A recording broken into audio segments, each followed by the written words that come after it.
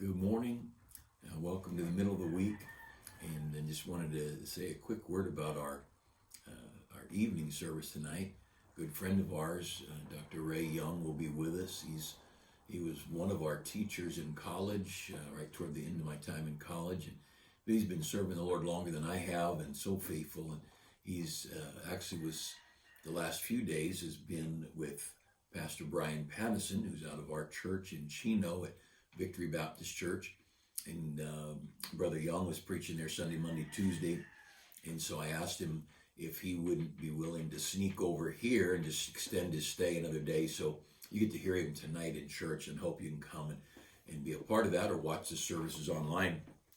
We're going to be in several places this morning. The Bible, Proverbs 27 to start with.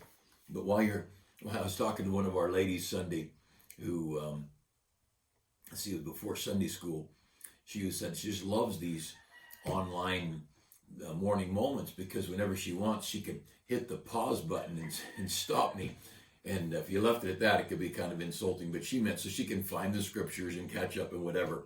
But I had no problem harassing her that she wants a pause button on her pastor's preaching. I said my wife would like one of those too, as a matter of fact, and put a mute or whatever. But she meant she can keep up with it. And I'm glad that some of our folks get to have a little time here, and also some of our friends from out of town, and some that don't have a church nearby or their church is not having services yet. Welcome, glad to have a few minutes together. And I want to encourage you, find a church, get in church. Everybody ought to have a good, solid, Bible-believing, soul-winning church to go to. And the last thing we need is to drift from God and drift from our churches. And America needs Christ right now, and the Lord has chosen his church to be that avenue through which the gospel is presented and the hope of a country. Man, we need the churches. We desperately need our churches, and they're under great attack. But just like anything of value is under attack. And but I wanted to mention our Let It Begin in Me next week, Monday. Well, I think Tuesday we leave. I'm taking a group of young people to, I'm going with a group really, Brother Josh Goddard, our youth pastor, is taking a group to Kentucky. And I'm going to go along, get to hang out with our kids, and also see our college students that are there. I also get to find out what that white stuff that falls down from the sky is.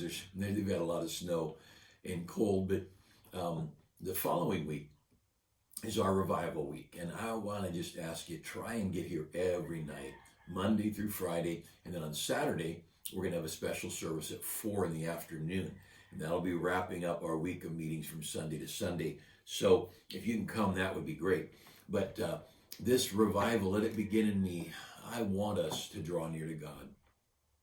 I want us to get a closeness to God. And this week, depending again where maybe you started early or late or whatever, but basically week 8, this green week here, we ought to consider some things. Ask yourself if you're sure of your salvation. There should be no doubt. Get it settled in your mind. And it's so very important. And if you have any doubts, get it settled. Talk to one of our folks on staff. Get with somebody who can help you. And if you're struggling with doubt, and you say, well, I've done the things I'm supposed to do, but I struggle deep down in my heart, excuse me. If you're struggling with doubt, then go to God and talk to him about it. And it's not good to doubt. It's not good to struggle in it. And we need God's help to trust. But part of it is believe in the Bible. If the Bible says it, then it's done. Part of it is saying, I don't care how I feel. I know what God said, and I'm going to trust God's word. And that really should line things up completely, because it's not about how we feel. And I know the night I got saved, I definitely felt something. But I felt some relief. I felt some peace. But it comes down, our feelings come and go, and troubles affect our feelings. And so I want to encourage you, get the Bible as the basis. But ask yourself that. And then there's several verses about the importance. It says, ask God to let you be the one to make a difference in our church or in our nation. And I put several verses in there about you being that one that matters. And God doesn't need a great multitude. Remember with Abraham negotiating with God about Sodom and Gomorrah, had there been 10 righteous people in Sodom and Gomorrah, the whole place would have been spared. Just 10. And when Lot left with his daughters and ended up in that little town of Zoar, the angel said he would spare Zoar, though it was just Lot and his two daughters. So it was a much smaller little town. And I don't know what it's going to take to bring mercy on our nation. But I would encourage you, you look at these verses, I sought for a man among them. And I saw that there was no man, and wondered there was no intercessor, and on and on. God's looking for a man, an individual who will seek God, who will pray for his country, intercede. Isaiah 59:16. He saw there was no man and wondered there was no intercessor. No one praying for his country. No one seeking the help of heaven on his nation. And I may preach on all these on Sunday morning just to get us all focused together. I'm not sure it's a long ways from Wednesday to Sunday. But hope you'll take time to pray and then go back through each of the ones prior and take some time with the Lord. That would be great. And then I want to encourage you to be praying for our country, pray for our state, pray for our churches. And there's a pastor I mentioned a couple times lately, Sunday, and maybe one of the mornings, last couple of mornings, a pastor in Canada who just said, we're having church. And he was told you can't have church. And he did have church. And it had nothing to do with people getting sick. It had to do with the government telling him he couldn't have church. And so they arrested him. And long story short, they said, whoever the magistrate, whoever it is up there, and whatever their title they put on, didn't want to make him into a martyr. They preferred to let him go. So they said, if you'll just make a commitment to not have church, we'll let you go. Well, he's not willing to make that commitment. You see, somewhere in our Bible history, we need to settle down to the fact that God is in charge. And if people are not in good health, they should stay home. If people are at risk, they want to stay home. Nothing wrong with that at all. We've done that forever. But to shut down a country, to shut down the healthy people, to shut down businesses and churches, I think that's tragically wrong. It's un-American. Of course, we're talking about Canada. But freedom is too precious. And our Bible-believing history throughout the Dark Ages and throughout the Reformation, just because Luther took his stand against the Catholic Church, if you read history, you'll see that Luther joined with the Catholics in persecuting the Baptists. And Zwingli and Calvin, those various Protestant churches during the Reformation era, all the way up to the 1600s, there was terrible persecution of Bible believers, dissenters they called them. We dissent. We don't want any part of your religion. We've got our own religion. And up into the 1600s, there was William, tested my memory here, William Whitson, it sticks in my head, may not be the right name, but he was burned at the stake in England in the 1600s just because he was a Baptist and he wouldn't give. And I don't know, everybody's got to make their own decision, but I stand with this guy up in Canada, and we ought to pray for him and pray for his wife. And we don't know what's going to happen. And again, I haven't heard for a few days from my friends up there. But if our government here around us had told us we couldn't have church, we were going to have church. Somehow, some way, we're going to have church. Now, if every time you look at somebody, they start dropping over dead, we might need to make some adjustments. But again, for all the hype of this COVID, and maybe I only know healthy people. I have no idea. But we've been about a year at this thing now, and I still don't know anyone personally. I know of people who died, but I know of no one personally who's died from COVID or with COVID. I know several members of our church, two or three, I guess, were in the hospital. One of our older men in his 80s, he had some leg problems, went in the hospital for his legs, and he tested positive for COVID. He said he never really felt bad at all, just a little bit, and it was no big deal to him. Another one of our men, it affected his lungs, and he was struggling, he had some weaknesses, and so he was in the hospital for a few days, home and doing well. And another one of our ladies was also in the hospital, and these were all months apart, certainly not connected. But one of our ladies that comes just Sunday morning, and she got COVID. Now she is not coming to the church building. She is not. They'd go to the parking lot church service, but they wouldn't get out and around people, and she still got it. And one of our men who's in a convalescent home, he got COVID, and a dozen or so people in the convalescent home he's in got COVID. He's in his 80s. He's in terrible health, and no contact, no visitors for a year. And there's been 2 outbreaks of COVID in the home. I just don't buy the science. I am such a total skeptic. But anyway, back to Canada. And of course there is such a thing. It's a virus. Nobody doubts that. And if you have a weakness here or there, it might affect you worse than it would me. I might get sick and die. And if you hear that I get sick and die from COVID, with it, because of it, whatever, just rejoice. Sing a victory in Jesus at my funeral, and I know where I'm going. I'm not worried about it. The mess this world's in, the sooner the better, as far as I'm concerned. I want to make sure people are saved. But this pastor up in Canada, pray for him if you would, and his family. That's very awkward. And we're not used to suffering for our faith. And the government doesn't know how to act because they're not used to us not bowing down to them. And that Canadian government, they're struggling right now. What do they do with this guy? And don't think it's very far away in America.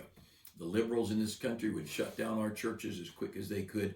They'd like to shut down private businesses. They'd like to shut down private schools. They'd like to shut down public schools. They'd like to have a group of peons they just send a $600 check to now and then, and to keep everybody impoverished and let the rich ruling. And I've got no use for any of that. So all of that to say, pray for this good family up in Canada, and there's others around the world, but pray for our churches in America.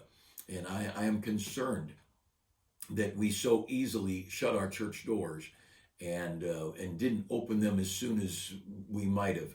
And everybody's got to make that decision. But pray for our churches. So I want to mention just a couple of verses here this morning. Proverbs 27. Proverbs chapter 27. And there's several verses I want to look at. Proverbs 27 verse 10 says, "Thine own friend and thy father's friend forsake not, neither go into thy brother's house in the day of thy calamity, for better is a neighbor that is near than a brother far off." He lifts up this friendship relationship. He's lifting up your friend. He's lifting up your father's friend. And he says a brother that's far away that you're not close to is not nearly as valuable as a friend, a neighbor that's near, that's right there when you need him. And I just want to take a minute or two and talk about friends and our relationship to friends and friendship. And it's a precarious thing. Our pastor in Indiana, he said, if you have one real good friend, that might be, he said, you ought to rejoice. And he said, it might be that you only have one your whole life. And I think, well, I thought you have lots of friends. But when troubles come, you find out who your friends are. And so he said here in Proverbs 27:10, a good friend is a very valuable thing, very precious thing. And we ought to be thankful for our friends. And then, the Apostle Paul, he was arrested for his preaching. And he made a little statement in Timothy. He said, at my first court appearance, no man stood with me. Nevertheless, the Lord stood with me. And I love that in Proverbs, there is a friend that sticketh closer than a brother. That's Jesus. You've got one person who's going to stand by you no matter what. But I just think it'd be nice if we had friends. Go back a few pages to 1 Samuel chapter 23. 1 Samuel 23. And again, thinking about friends, the Apostle Paul obviously had friends. They traveled with him. But at one point he said Demas had traveled with him. Paul left Demas and used Demas, helping start churches. And Demas forsook Paul, said, having loved this present world. Titus, he also left Paul. The whole book of Titus was written to Titus about his ministry there on the island of Crete. They'd gone there, they'd won souls, started churches, maybe several churches around the island. And Paul left Titus to put everything in order. And then what happened? Titus left Paul and went wherever he went. So don't be too hard on people. People get pressured, people get burdened, people get threatened. Let's don't be too hard on these government people who turn this way or that. I addressed that the other day. You have no idea the life threats that are on people who are in government. And, I wish everybody would just stand up for right and be honest and straightforward. But the fact is they don't. And I've tried to always be that way. But in reality, when you start getting threatened, and I've never had that happen to me. I've never had anybody say, if you say these things, I'll kill your wife, or, I'll kidnap your children. I've never had that kind of thing happen. I don't know how I would respond. I would like to say I would still do right, but I don't know. But the story, thinking about friends, in 1 Samuel chapter 23, David was anointed king privately, and he'd killed the Goliath for King Saul. David was a great soldier. David determined to be a faithful warrior, and he worked under King Saul, never went against King Saul. And yet Saul was so threatened by David's walk with God and David's victory and David's anointing that Saul tried to kill David on several occasions. Finally, David left. And David's gone out in the wilderness in hiding with some people that were loyal to him. And Jonathan, so you got King Saul, David, one of the generals, one of the hired servants, you might say, and he leaves town. Well, Saul's son, Jonathan, became very close to David. And they were close, and Jonathan said, you're going to be King David one day, and I want to work under you. I want to serve you. And Jonathan loved David. And so David's gone out in the wilderness. And if you've never looked at pictures of Israel, the wilderness there is pretty wilderness. And it's not woods and streams and fish and deer that you can hunt. And it's a very pressured place to survive. It's a desert. And so in 1 Samuel 23, if you look down at verse 15, and David saw that Saul was come out to seek his life. And David was in the wilderness of Ziph in a wood. And Jonathan, Saul's son, arose and went to David into the wood and strengthened his hand in God. And he said unto him, fear not, for the hand of Saul my father shall not find thee. Thou shalt be king over Israel, and I shall be next unto thee, and that also Saul my father knoweth. And so Jonathan, he knew David was hurting, and he just came over just to say, I'm with you. I care about you. And you're hurting right now, and I can't fix that. But you're going to be okay, and I'm going to be there with you. And boy, that's a friend. A friend strengthens a friend. And I've got some friends around the country, and what an encouragement they are. And then I've got those other people too. But 2 Corinthians, if you look over there, 2 Corinthians chapter 7. 2 Corinthians chapter 7. And as you're turning there, I want to encourage everybody, think through your relationships. Are you a source of strength, or are you a discouragement? Are you somebody encouraging and lending hope to those that might be under pressure? Or are you that constant negative influence? Are you the critic? Are you the one who complains all the time? Are you the one who grumbles about everything? And there's a lot to be said for friends and friendship. And you look through the Bible, you'll see, like these verses, well, the friendship is a very precious thing. And I know here at our church, I've got some friends, and some of them have moved. Life just comes along, and I hate it when they move. And people that I love, people that are dear to me. But there's nothing like a friend. And see, friendship is precious. You find 2 Corinthians 7 holy.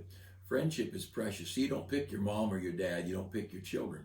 You don't pick your brothers and sisters, but you pick your friends. And that friendship is so unique because you get to decide, this is going to be my friend, and I'm going to be a friend to them. It's a very unique relationship. Almost no other relationships in life are that way. You get a job because you need money, and so you end up with this boss and these coworkers you're kind of thrown in together. But a friend, that's a decision. And you may starting to get close to somebody and find we don't think alike, we don't view life alike, I can't be this person's friend, and you drift away. And as you go through life, you're looking for that one or two friends or a group of friends, people that really do think like you. Friendships are precious things. Now, if your spouse is your friend, wow, have you ever won? And that's a great thing, that your spouse be your best friend. I watched my mom and dad, and I just don't know if there was a couple And I'm sure they had difficulties, not that I know of, but being human, they had to on occasion.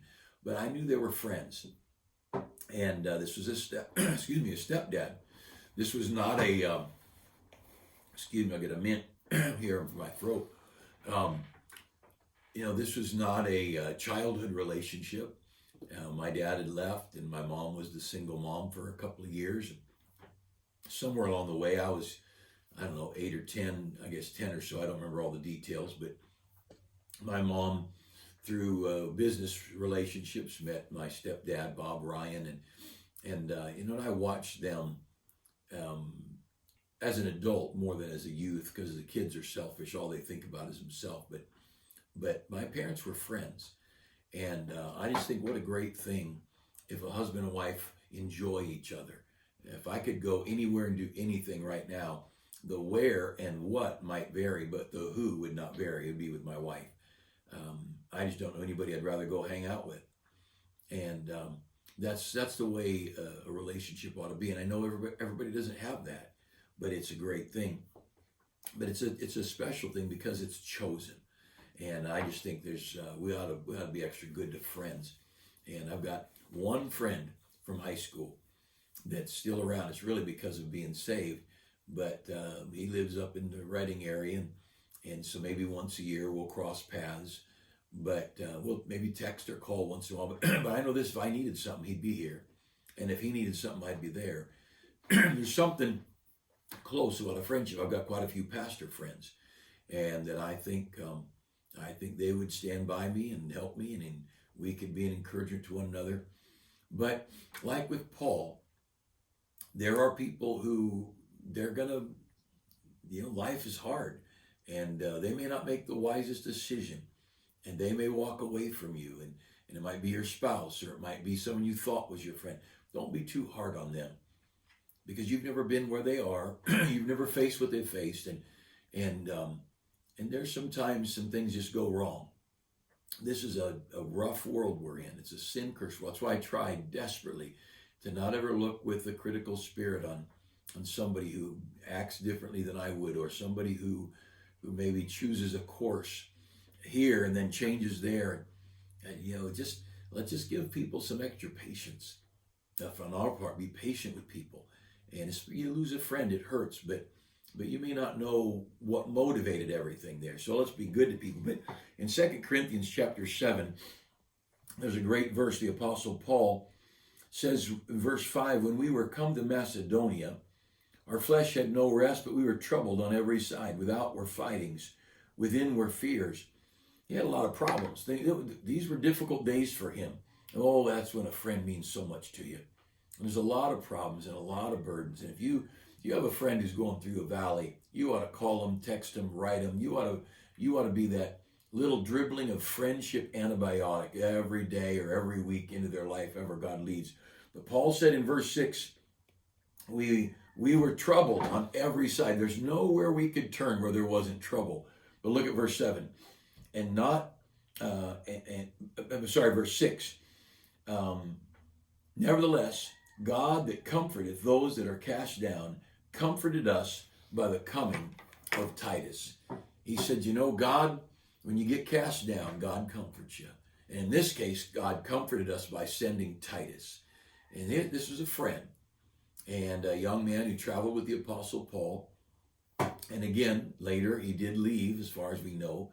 But here, when Paul was in trouble and struggled, he was comforted, like David was comforted by Jonathan coming and finding him in the woods. And I hope you'll be sensitive. You have no idea who's struggling.